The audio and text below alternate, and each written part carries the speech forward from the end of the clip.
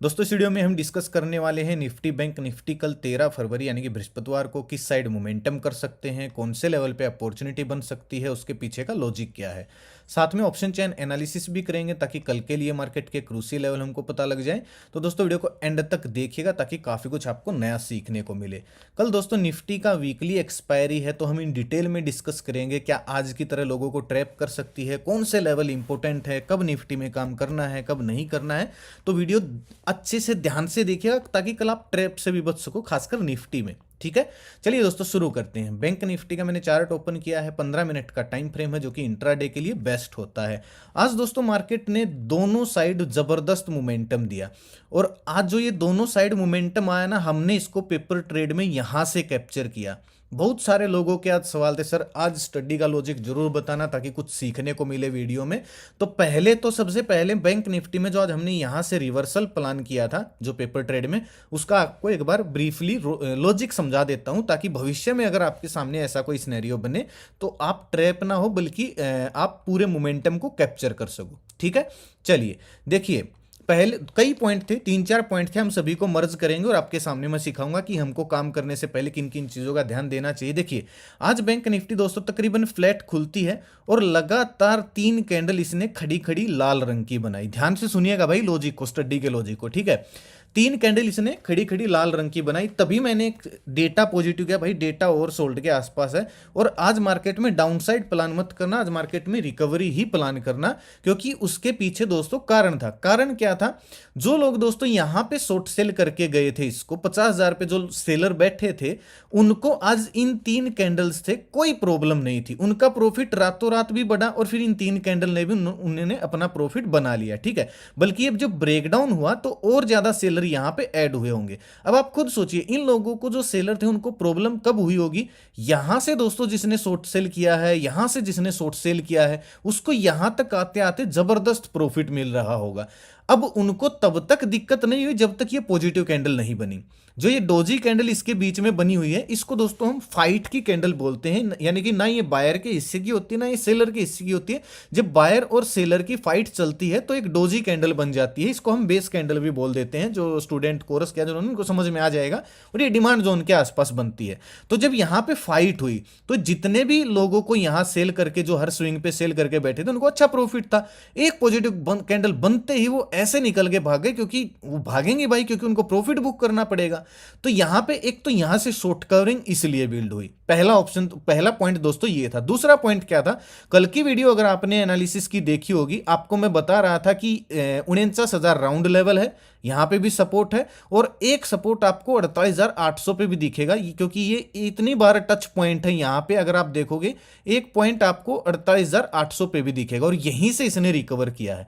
तो हमारे सपोर्ट पर मार्केट थी। तीसरा पॉइंट दोस्तों क्या है? अगर आप मूविंग एवरेज में देखोगे, 50 दिन का मूविंग एवरेज, 200 दिन के मूविंग एवरेज को अपर साइड यहां से काटा था इसने, तो इसको दोस्तों हम गोल्डन क्रॉसओवर बोल देते हैं। क्या बोल देते हैं? Golden crossover. और ये डिमांड एरिया बना देता है। जैसे यहां पे देखिए मूविंग एवरेज ने नीचे की साइड काटा, इसको हम डेथ क्रॉसओवर बोलते हैं। और जब इसकी सीध में मार्केट आएगी तो यहां पे देखिए सेलिंग आया, और जब इसकी सीध में मार्केट आया, ये देखिए गोल्डन क्रॉसओवर की जब सीध में मार्केट आया तो मार्केट ने यहां से बाउंस किया। तीसरा पॉइंट दोस्तों ये था। ठीक है, अब चौथा पॉइंट अगर मैं आपको बताऊं, मार्केट गिरते गिरते दोस्तों डेटा ओवरसोल्ड हो गया था। डेटा ओवरसोल्ड होने के साथ साथ अगर आप एमएससीडी आरएसआई भी देखोगे, एमएससीडी भी ओवरसोल्ड हो गया था। ठीक है, आरएसआई भी ओवरसोल्ड हो गया था। एमएससीडी में भी कहीं ना कहीं जो सेलिंग प्रेशर था वो कम हो गया था, क्योंकि हिस्टोग्राम हल्के लाल बन रहे थे। ठीक है, दूसरा लॉजिक ये था, एक एमएससीडी और आरएसआई को दोस्तों इकट्ठा इंडिकेटर दोनों को साथ जोड़ेंगे, कभी भी अकेले को उपयोग मत करना। मैं आपको सिखाऊंगा, एक प्रॉपर वीडियो बनाऊंगा आने वाले समय में, दोनों इंडिकेटर को एक साथ मर्ज करके 8-9 पॉइंट है उनका ध्यान करके हम स्टॉक में भी, निफ्टी बैंक निफ्टी में भी बहुत अच्छी ट्रेड हम पकड़ सकते हैं। और फ्री ऑफ कॉस्ट में आपके सामने वो वीडियो लेकर आऊंगा, टेंशन मत लीजिएगा। तो तीसरा चौथा पॉइंट ये था। अब बात आती है भाई रिस्क रिवार्ड की, कि दूसरा रिस्क रिवार्ड क्या था। आप ये सोचिए, ये एक कैंडल का ब्रेकआउट पे अगर आप कॉल साइड प्लान करते हो तो आपका रिस्क रिवार्ड कितना छोटा है। छोटा कैसे? क्योंकि आप दिन का स्टॉप लॉस डाल रहे हो, केवल ये स्टॉप लॉस बच गया भाई आपका। पाने को आपके पास यहां तक टारगेट है, लेकिन खोने को बहुत छोटा स्टॉप लॉस था। और अगर आप यहां पे पुट साइड प्लान करते तो आपका स्टॉप लॉस ये होता। तो कितना बड़ा स्टॉप लॉस हो गया था। दिक्कत यहाँ पे थी पुट साइड जाने में, और स्टॉप लॉस छोटा था और ये सारी चीजें हमारे फेवर में थी, इसलिए हमने प्लान कर लिया। अब जितने पॉइंट दोस्तों मैंने आपको बताई वो लिख लेना, क्योंकि निफ्टी बैंक निफ्टी में आपको हर रोज नहीं तो हर 3-4 दिन के बाद ऐसे मोमेंटम जरूर मिलेंगे जहां पे ये स्ट्रेटजी भी काम करती है। अब हमने क्या क्या डिस्कस किया था वो भी हम देखेंगे, क्योंकि हमने यहाँ पे जो पेपर ट्रेड किया था उसमें मेरे ख्याल से 400-500 पॉइंट का गेन देखने को मिला। हालांकि वो कोई रियल का प्रॉफिट लॉस नहीं होता है, लेकिन काफी कुछ आपको सीखने को मिला होगा। अब देखिए कल हम जो जो हमने डिस्कस किया था वो हम देखेंगे। पहले ये देख लेते हैं कल कहाँ पे मोमेंटम हो सकता है। बैंक निफ्टी की दोस्तों जो क्लोजिंग आई है वो आई है 49,480 के आसपास, ठीक है। यानी कि 500 जो राउंड लेवल है वो काफी नजदीक है, 500 के ही आसपास ही आप इसको क्लोजिंग मान के चल सकते हो, ठीक है। 50 दिन का मूविंग एवरेज ऑलरेडी 2 बार टेस्ट हो चुका है, तो इसका कोई काम नहीं है। 200 दिन का मूविंग एवरेज टेस्ट हो चुका है, तो ये भी अब इतना ज्यादा काम नहीं करेगा। और नीचे आपको स्विंग दिखेगा दोस्तों 49,300 के आसपास, ऊपर आपको स्विंग दिखेगा 49,600 के आसपास, ठीक है। अब इस स्विंग के अंदर जब तक बैंक निफ्टी है तब तक दोस्तों काम नहीं करना है। अगर आप काम करोगे ये 300-400 पॉइंट के बीच में तो आप कहीं पे भी ट्रैप हो सकते हो। बल्कि जो हमारा ये रेजिस्टेंस सपोर्ट था, इस अब ये दोबारा से सपोर्ट का काम करेगा, और इसको मैं ऊपर की साइड मार्क कर रहा हूँ, 280 के आसपास सपोर्ट है। तो अगर निफ्टी दोस्तों सिंपल रखिएगा एनालिसिस को, जितना ज़्यादा मुश्किल बनाओगे आप पजल हो जाओगे फिर काम करते हुए। अगर निफ्टी फ्लैट खुलती है और ये फिर से अगर 49,280-300 के नीचे निकल के कोई प्राइस एक्शन बना रही है, तो पहला टारगेट मेरा 49,000 का हो जाएगा, यानी कि 250-300 पॉइंट का, क्योंकि राउंड लेवल है और मोमेंटम भी यहीं से प्राइस एक्शन बना के शुरू हुआ था। तो 50-60 पॉइंट का स्टॉप लॉस या स्विंग के ऊपर स्टॉप लॉस डाल के 1:2 टारगेट के लिए मैं पुट साइड जाना पसंद करूंगा। अगर दोस्तों गैप डाउन खुल जाती है 49,000 के आसपास, गैप डाउन खुल जाती है सीधा 300-400 पॉइंट, फिर भाई आपको क्या करना है, फिर आपको इंतजार करना है कब ये 49,000 के नीचे निकले, और जो ये आज का जो लास्ट स्विंग बनाया है इसके आसपास आके थोड़ा सा यू टर्न ले, फिर से अगर इस लेवल को ब्रेक डाउन कर रहा है तो हम पुट साइड प्लान कर सकते हैं। फिर टारगेट सीधा 48,200 48,100 ये हो जाएगा, क्योंकि इतना बीच में सपोर्ट एक यही था और यही आज टेस्ट हो चुका है, फिर से कंटिन्यू सेलिंग प्रेशर आ जाएगा, ठीक है। आज भाई अगर मैं आपको बताऊं ये जो मोमेंटम आया ये मोमेंटम इतना तेजी का नहीं है, क्योंकि ये खाली शॉर्ट कवरिंग आई है। जो लोग यहां से शॉर्ट सेल करके बैठे थे वो बस यही देख रहे थे कि कहां से मार्केट में डेटा ओवरसोल्ड हो, और उन्होंने जैसे ही पोजीशन काटी तो शॉर्ट कवरिंग बिल्ड हो गई। तो इस चीज को याद में, इसका मतलब ये नहीं कि मार्केट बुलिश हो गई है। अगर ये 49,000 के नीचे गैप डाउन खुल के फिर से स्विंग बनाते हैं तो एक मोमेंटम 400-500 पॉइंट का फिर से आ सकता है। बात आती है दोस्तों कॉल साइड कब प्लानिंग होगी। भाई हमारे पास सिंपल ऊपर की साइड अगर आप देखोगे 49,600 के आसपास स्विंग है। अगर बैंक निफ्टी हल्की सी गैप डाउन खुले, हल्की सी गैप अप खुले या फ्लैट खुले, अगर ये 49,600 के आसपास थोड़ा सा स्विंग बना के ब्रेकआउट देती है, या फिर यहाँ पे थोड़ा सा समय बिताती है फिर ब्रेकआउट देती है, दोनों ही सिनेरियो में अगर ये स्विंग का ब्रेकआउट आता है तो बड़े टारगेट दोस्तों एक बार प्लान मत कीजिएगा। मेरा टारगेट 49,900 50,000 का पहला होगा, क्योंकि बीच में आपको मूविंग एवरेज का क्रॉस ओवर भी मिलेगा, और यहाँ से ब्रेकडाउन हुआ था तो पहले ये सपोर्ट था, अभी रेजिस्टेंस की तरह काम करेगा। तो थोड़े से छोटे टारगेट के लिए मैं कॉल साइड जाना पसंद करूंगा 1:2 टारगेट के लिए 50-60 पॉइंट का स्टॉप लॉस डाल के। हाँ, अगर बैंक निफ्टी गैप अप खुल जाती सीधा 49,800 के आसपास गैप अप खुलती है, थोड़ा सा नीचे आती है, फिर से अगर इस लेवल को ब्रेकआउट दे रही है, फिर दोस्तों हमको बड़े टारगेट भी मिल सकते हैं। हो सकता है हमको 50,300 50,400 ये टारगेट देखने को मिल जाए, लेकिन वो पॉइंट अभी दूर है। बस ध्यान रखिएगा बड़े गैप अप बड़े गैप डाउन में आपको ज्यादा हाथ नहीं जलाने हैं, इंतजार करना है। जैसे कि आज अगर आपने, जो लोग शुरुआत में दोस्तों बुलिश बियरिश बने होंगे वो ट्रैप होते हैं भाई बिना बात के। हालांकि आज तो ब्रेकडाउन होते ही मोमेंटम आ गया, लेकिन बहुत बार आपको दिखेगा पहले 1 घंटे के अंदर ट्रैप ही ज्यादा चलता है, उसके बाद मार्केट आपको डायरेक्शन बता देती है। जो लोग ये रिवर्सल नहीं पकड़ पाए उनके लिए भी आसान था, रिवर्स करके मार्केट ने यहाँ पे एक डब्ल्यू पैटर्न भी बनाया है और इसके ब्रेकआउट के बाद भी अच्छा मोमेंटम दिया है। यानी कि मार्केट आपको बता देगी कि मैं किस साइड जा रही हूँ। बहुत कम ट्रैप हो गया आप अगर आप सुबह से शांति से मार्केट को देख लोगे तो। चलिए निफ्टी को देखते हैं। अब निफ्टी की भाई कल एक्सपायरी है, तो मैं आपको एक चीज बता देता हूँ, जितना हो सके भाई इग्नोर करने की कोशिश करना निफ्टी को।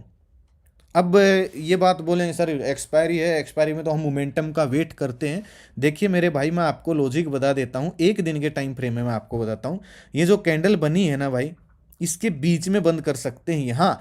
अगर निफ्टी बुलिश बन जाती है, मान लीजिए आज की कैंडल के हाई के ऊपर निकलना शुरू कर देती है, क्योंकि हाई नजदीक है क्लोजिंग प्राइस से, तो मोमेंटम आ सकता है। लेकिन अगर ये नीचे आ गई ना तो फिर ये इसी रेंज के अंदर बन के रह जाएगी।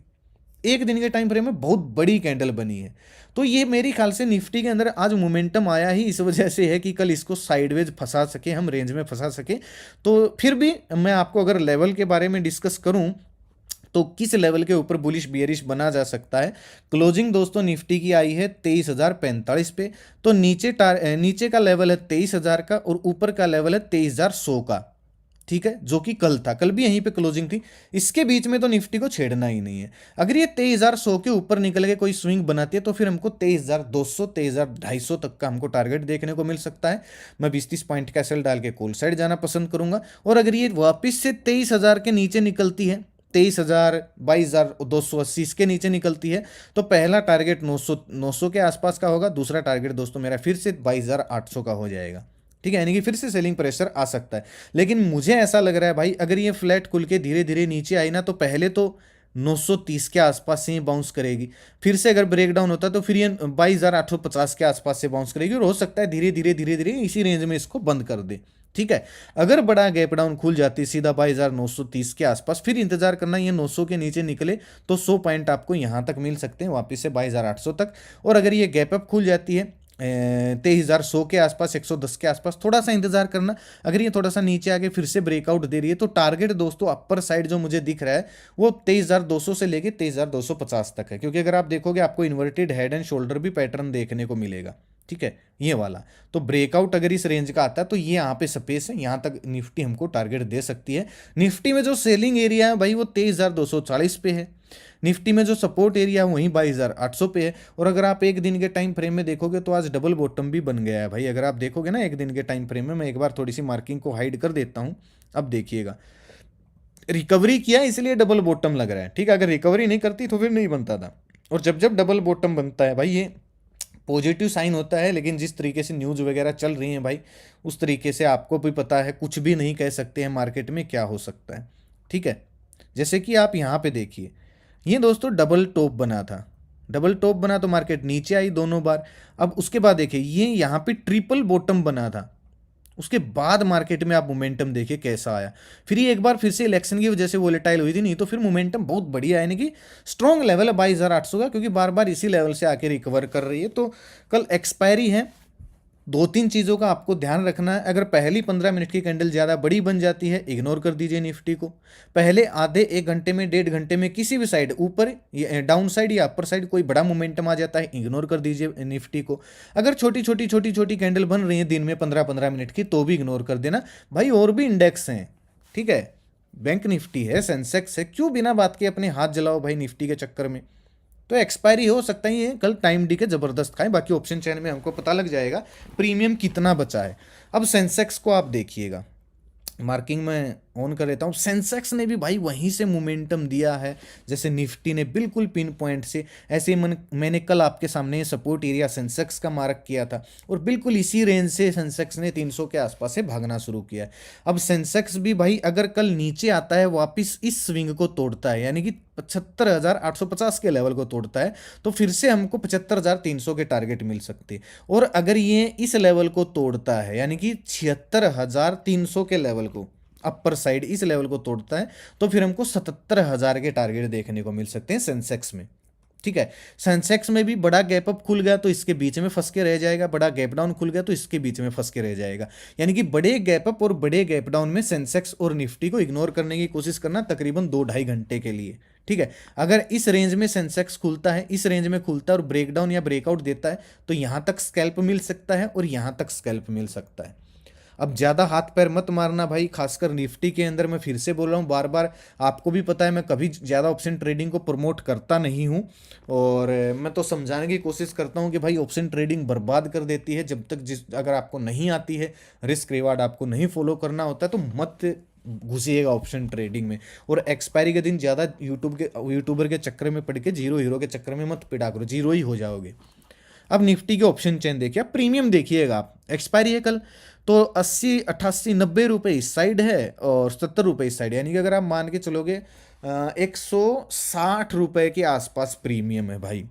यानी आप खुद सोचेगा, अगर ये 23,000 से लेके और 23,150 इस रेंज में भी अगर ये इसको फंसा के रख देते हैं ऑप्शन सेलर, तो उनको भाई 160 रुपये मिल जाएंगे शाम तक दोनों साइड से कॉल पुट सेल करके। तो क्यों मोमेंटम देंगे भाई वो आपको? बात को समझ रहे हो? कुछ लोग उल्टा बताते हैं इसका, कुछ लोग बोलते हैं प्रीमियम ज़्यादा महंगे हैं तो बड़े मोमेंटम आएंगे। भाई कैसे आएंगे बड़े मोमेंटम? प्रीमियम जब सस्ते होते हैं ना तब बड़े मोमेंटम आते हैं। जैसे कि अगर यहाँ पे 11 रुपये प्रीमियम होता तो ये 22 हो जाता, दिन में 2-3 बार 22 होता है ये नीचे आके, क्योंकि डबल हो जाता। डबल होने में क्या वोलेटाइल मार्केट रहती। लेकिन अगर प्रीमियम ज़्यादा है तो वो प्रीमियम को खाएंगे, ना कि उसको और बढ़ाएंगे। बात को समझ रहे हो? ऑप्शन सेलर का काम ही प्रीमियम खाना होता है। फिर भी अगर आप देखोगे तो 23,000 पे सपोर्ट है, 85,000 बैठे हैं तेजी वाले, 70,000 के आसपास मंदी वाले। रेजिस्टेंस आपको 23,100 पे दिखेगा, यानी कि 23,000 से लेके 23,100 के इस साइड निकले तो 100 पॉइंट ऊपर, 23,000 के नीचे निकले तो 100 पॉइंट नीचे, बल्कि 22,800 पे ही है भाई सपोर्ट तो सही से, वरना बीच में तो ओपन इंटरेस्ट भी नहीं है इतना। हालांकि 10 बजे के बाद देखना ऑप्शन चेन को, उसके बाद डेटा जो होगा मैं आपको अपडेट करने की कोशिश करूंगा, जैसे कि मैंने आज भी किया था। अभी मैं आपको भूल गया भाई बताना क्या क्या हमने डिस्कस किया। चलिए डिस्कस कर लेते हैं।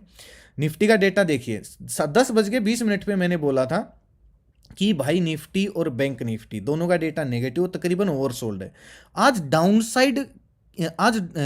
साइड की बजाय बाउंस बैक प्लान करने की कोशिश कर सकते हैं अगर नीचे कोई बुलिश साइन दिखे तो, क्योंकि डाउन साइड पहले ही गिर चुकी है। बताओ भाई, ये तो मैंने सुबह ही बोल दिया था 10 बजे के आसपास। फिर देखिएगा उसी के बाद तकरीबन 5-6 मिनट के बाद जब पॉजिटिव कैंडल बनी, क्लोज दिया, तब मैं कॉल साइड गया था पेपर ट्रेड में। हालांकि ये कोई रियल ट्रेड नहीं है भाई, ये तो बस पेपर ट्रेड होती है, ये कोई वर्चुअल मनी होती है, कोई रियल का पैसा नहीं होता है। लेकिन बहुत सारे लोग सीख रहे हैं तो उसके लिए मैं कई बार पोस्ट कर देता हूँ। और इसने भाई 1200-1300 का हाई लगाया 820 से, ठीक है।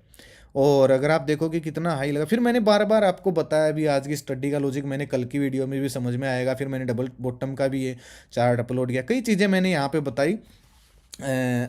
आप जाके देख सकते हो और आप इस चैनल को ज्वाइन कर सकते हो। देखिए आज मार्केट में, आज नेट में 960 करोड़ के आसपास की बाइंग आई है, ज़्यादा बाइंग नहीं है। एफआईजी आज भी सेलिंग करके गए, फिर भी दोस्तों मार्केट इतना रिकवर किया, क्यों किया? क्योंकि शॉर्ट कवरिंग आई थी। ये मत सोचिएगा कि मार्केट एकदम से बुलिश हो गया, शॉर्ट कवरिंग बिल्ड हुई थी वो, उसी का हमने फ़ायदा उठाया था, ठीक है।